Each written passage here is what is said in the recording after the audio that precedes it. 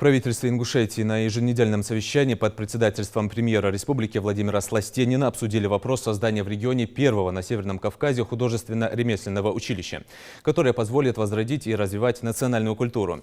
По словам министра культуры Ингушетии Тимирлана Дзейтова, открытие подобного учреждения даст возможность получить образование не только местной молодежи, но и ребятам из других регионов.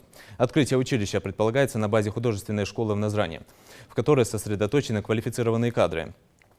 Для осуществления проекта необходимо предусмотреть дополнительное увеличение штата специалистов и расширение площади учебного заведения, пояснил министр. По его мнению, открытие училища также позволит получать среднее профессиональное образование без необходимости выезжать за пределы региона перспективной молодежи из малообеспеченных семей. Для реализации проекта, а также решения вопроса о создании других необходимых образовательных учреждений в регионе планируется участие в госпрограммах, направленных на развитие культуры и туризма, поддержку социально-экономической сферы.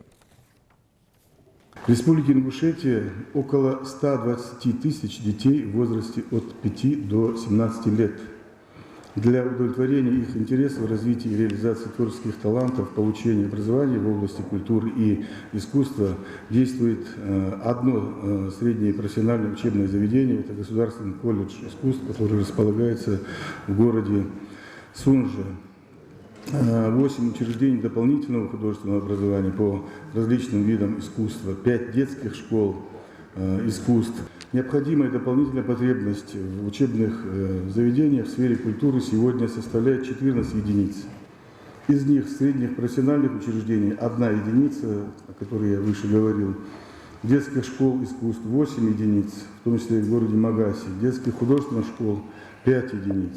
В этой связи важное значение имеет решение следующих вопросов: открытие художественно-ремесленного училища, возрождение и развитие традиций народного изобразительного искусства и ремесел в Республике Ингушетия, строительство в Республике Ингушетия 8 детских школ искусств и 5 детских художественных школ как основы всестороннего эстетического развития детей с раннего возраста и предпрофессиональной подготовки кадров будущих специалистов для сферы культуры.